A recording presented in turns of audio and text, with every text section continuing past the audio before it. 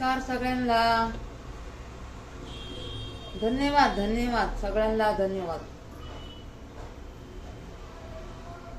कसे आहेत तुम्ही? बरेत ना? मी पण मस्त आहे, छान आहे, तुमच्यासारखीच.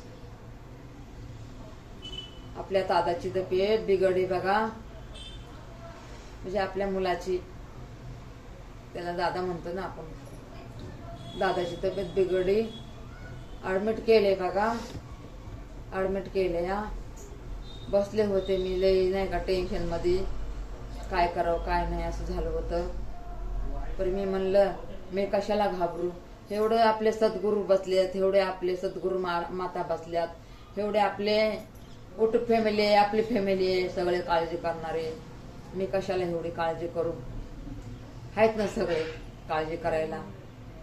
तर मग म्हणलं आता नाही का 6 वाजायला जाईन म्हणलं. जाऊन आले ना, एवढी थकले बघा, लई थकले मी, लई असं नाही का, लई मला असं वेगळंच झालं. आणि तिथून मी येणारच नव्हते, दवाखान्यातून येणारच नव्हते. पण काय झालं बघा, तिथे मला चक्कर यायला लागली.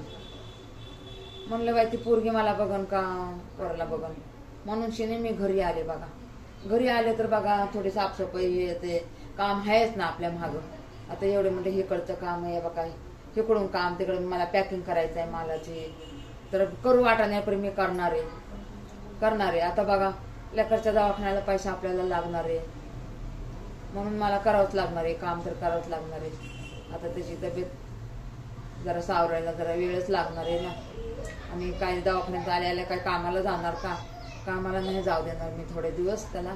त्याची तब्येत जवळ चांगली होत नाही ना, तोवर नाही जाऊ देणार मी त्याला कामाला. बघा आशीर्वाद द्या आपल्या दादाला, की लवकर बरा होऊ द्या आपल्या दादाला. देवापाशी प्रार्थना करा की दादा लवकर बरा होऊन घरी येऊ द्या. चला मग ठेवू का? नमस्कार सगळ्यांना, धन्यवाद सगळ्यांना. बाळा करे ते मग.